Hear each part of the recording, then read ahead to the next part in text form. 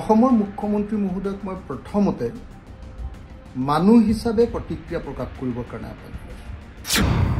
ৰাজনীতিকবিলাকে অনবৰতে হিন্দু মুছলমান বা ধৰ্মীয় উন্মাদনাৰ কথা কৈ সমাজখন সাংঘাতিক ধৰণে অস্থিৰ কৰি ৰাখিবৰ কাৰণে যত্ন কৰিছে।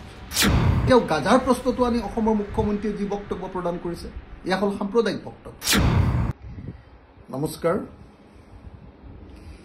বাংলাদেশত চলি থকা অস্থিৰ পৰিস্থিতি সন্দৰ্ভত অসম আৰু ভাৰতবৰ্ষত যি প্ৰতিক্ৰিয়া হৈছে সেই প্ৰতিক্ৰিয়াৰ সময়খিনিতে অসমৰ মুখ্যমন্ত্ৰীয়ে যিবিলাক বক্তব্য প্ৰকাশ কৰিছে সেই বক্তব্যবিলাক সম্পূৰ্ণৰূপে সাম্প্ৰদায়িক আৰু সাম্প্ৰদায়িক উত্তেজনা সৃষ্টি কৰিব পৰা বক্তব্য। অসমৰ মুখ্যমন্ত্ৰী মহোদয়ক মই প্ৰথমতে মানুহ হিচাপে প্ৰতিক্ৰিয়া প্ৰকাশ কৰিবৰ কাৰণে আহ্বান জনাইছোঁ। আমাৰ ৰাজনীতিকবিলাক আজিকালি মানুহ হোৱাতকৈ তেওঁলোক এতিয়া সম্পূৰ্ণৰূপে একোটা সাম্প্ৰদায়িক প্ৰাণীত পৰিণত হৈছে আৰু ৰাজনীতিকবিলাকে অনবৰতে হিন্দু মুছলমান বা ধৰ্মীয় উন্মাদনাৰ কথা কৈ সমাজখন সাংঘাতিক ধৰণে অস্থিৰ কৰি ৰাখিবৰ কাৰণে যত্নবান হৈছে। আমি বাংলাদেশ সম্পৰ্কে যি কথা ভাবোঁ সেয়া স্পষ্ট কৰি দিবৰ কাৰণে এই ভিডিঅ'টো বনাইছোঁ। বাংলাদেশত আজি যি ৰাজনৈতিক পৰিস্থিতিৰ সৃষ্টি হৈছে সেই পৰিস্থিতিটো হ'ল বাংলাদেশৰ শাসক শ্ৰেণীয়ে তৈয়াৰ কৰি লোৱা নিজা পৰিস্থিতি।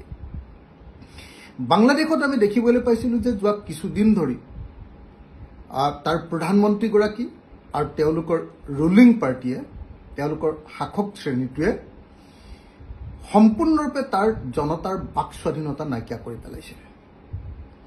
আমি দেখিবলৈ পাইছিলোঁ যে তেওঁলোকে সংবিধানৰ ওপৰত আক্ৰমণ কৰিছিলে আৰু সাংবিধানিক সকলো প্ৰতিষ্ঠান যেনেকৈ সুপ্ৰিম কোৰ্ট, যেনেকৈ সংসদ, যেনেকৈ আপোনাৰ চৰকাৰ, এই আটাইবিলাকে কি কৰিছিলে, এই সাংবিধানিক সংস্থাবিলাক সম্পূৰ্ণৰূপে ৰুলিং পাৰ্টিৰ অধীনলৈ গৈছিলে। যিটো বস্তু আমি দেখিবলৈ পাইছোঁ যে ভাৰতবৰ্ষত একেটা পৰিস্থিতি, যি সময়ত আমি ভাৰতবৰ্ষত সকলোৱে হুলস্থুল কৰি আছোঁ যে এটা ডিক্টেটৰিয়েল পলিচি চলি আছে, বাংলাদেশতো ঠিক তেনেকুৱা এটা ডিক্টেটৰশ্বিপ আৰম্ভ হোৱাৰ বিৰুদ্ধে জনতাৰ ব্যাপক প্ৰতিবাদ হৈছে। গতিকে ডেফিনেটলি বাংলাদেশত হোৱা সেই যি সংগ্ৰাম, জনতাৰ যি প্ৰতিবাদ, সেই প্ৰতিবাদক সকলো সংগ্ৰামী মানুহ, সকলো গণতান্ত্ৰিক মানুহে নিশ্চিতভাৱে সমৰ্থন কৰে। কিন্তু তাৰ পাছত বাংলাদেশত যেতিয়া বেগম খালেদা জিয়াক যেতিয়া কৰা হ'ল, আপোনাৰ ক্ষমতাচ্যুত কৰি দিয়া হ'ল, তাৰ প্ৰধানমন্ত্ৰীগৰাকীক যেতিয়া ক্ষমতাচ্যুত কৰি দিয়া হ'ল, তাৰ পৰৱৰ্তী সময়ত আমি দেখিবলৈ পাইছোঁ যে কিছু হিন্দু মানুহৰ ওপৰত তাত নিৰ্যাতন হৈছে আৰু হিন্দু মানুহৰ ওপৰত কৰা নিৰ্যাতনক আমি তীব্ৰ নিন্দা কৰিছোঁ। সকলো মানুহে, অকল হিন্দু মানুহৰ ওপৰত কৰা নিৰ্যাতন নহয়, সকলো মানুহে সকলো শ্ৰেণীৰ মানুহৰ ওপৰত কৰা নিৰ্যাতনৰ আমি বিৰোধিতা কৰোঁ। এই মুহূৰ্তত সেইকাৰণে তাৰ লগত কিন্তু বাংলাদেশৰ ৰাজনৈতিক পৰিস্থিতিৰ লগত আমাৰ সম্পৰ্ক আছে। সেইকাৰণে আমি সকলোৱে দাবী জনাই আহিছোঁ যে কূটনৈতিকভাৱে ভাৰত চৰকাৰে বাংলাদেশত থকা হিন্দু মানুহবিলাকৰ ওপৰত চলাই থকা যি নিৰ্যাতন, সেই নিৰ্যাতন বন্ধ কৰাৰ ব্যৱস্থা কৰিব। কিন্তু এই সুযোগত কোনো পধ্যে বাংলাদেশৰ পৰা হিন্দুৱে হওক বা মুছলমানেই হওক কোনো মানুহকে কেতিয়াও অসম বা ভাৰতবৰ্ষত অনুপ্ৰৱেশ কৰিবলৈ অনুমতি দিব নালাগে আৰু কোনো পধ্যে অসমত সংস্থাপিত কৰিবলৈ দিব নালাগে। এইটোৱে হ'ল অসমৰ মানুহৰ কাৰণে মূল ইছ্যু। ইয়াত কোনো ধৰ্মৰ ইছ্যু নাই। ইয়াত ইছ্যুটো হ'ল যে অসমলৈ অনুপ্ৰৱেশ হ'ব নালাগে, ভাৰত বা বাংলাদেশৰ পৰিস্থিতিৰ সুযোগত ভাৰতলৈ অনুপ্ৰৱেশ হ'ব নালাগে। অনুপ্ৰৱেশৰ আমি বিৰোধিতা কৰিছোঁ। গতিকে এই প্ৰশ্নত কেতিয়াও গাজাৰ প্ৰশ্নটো আনি অসমৰ মুখ্যমন্ত্ৰীয়ে যি বক্তব্য প্ৰদান কৰিছে এয়া হ'ল সাম্প্ৰদায়িক বক্তব্য। গাজা ষ্ট্ৰীটত কৰা আক্ৰমণ ইজৰাইলৰ ডেফিনেটলি সকলোৱে বিৰোধিতা কৰিছে।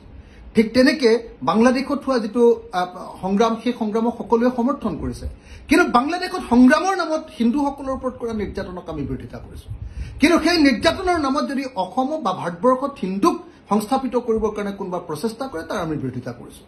সেইকাৰণে আমাৰ কথাটো স্পষ্ট, হিন্দুৱে হওক মুছলমানে হওক বাংলাদেশৰ পৰা কোনো অনুপ্ৰৱেশকাৰী এই সুযোগত অসমলৈ সোমাব নোৱাৰিব আৰু অসমত সংস্থাপিত কৰিব নোৱাৰিব। আৰু এই সুযোগ যদি বিজেপি চৰকাৰে দিব খোজে ইয়াৰ বিৰুদ্ধে ব্যাপক প্ৰতিবাদ কৰা হ'ব। ধন্যবাদ।